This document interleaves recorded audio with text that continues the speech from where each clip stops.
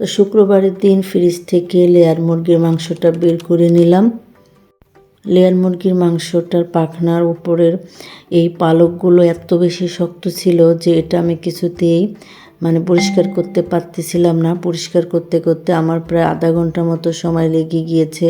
তো মুরগিটা পরিষ্কার করবার পর আমি ফ্রিজে গিয়ে দেখি আমার মশলাগুলোও শেষ হয়ে গিয়েছে। তো আমি বাটার জন্য মশলাগুলো এখানে আমি ছিলে নিচ্ছিলাম। আসলে মশলা বাটা থাকলে কিন্তু রান্না করতে একদমই সময় লাগে না, আর যেহেতু মাটির চুলায় রান্না করি তো আরও তাড়াতাড়ি হয়ে যায়। কিন্তু কি আর করার, মশলা তো নাই, তো বাটতেই হবে। তো আমি এখন পাটায় মশলাগুলো বেটে নিচ্ছি।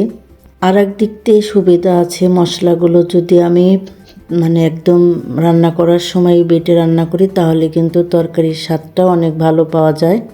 ভালো খাওয়ার জন্য তো একটু কষ্ট করতেই হবে। তো আমি এই মুরগিটা হাতে মাখিয়ে রান্না করব, যেহেতু এই মুরগিটা অনেক বেশি শক্ত আর অনেকক্ষণ সময় লাগে।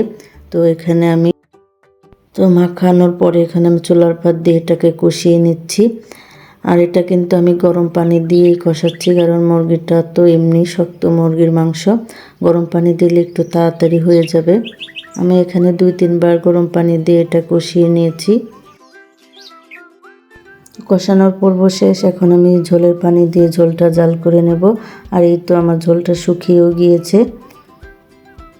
তো দুপুরবেলা এখন আমরা গোসল টোসল করে আমি আর আমার মেয়ে খেতে বসে পড়লাম।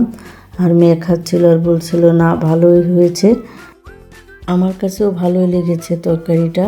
তো এখানে আমি আরও খেয়ে নিলাম।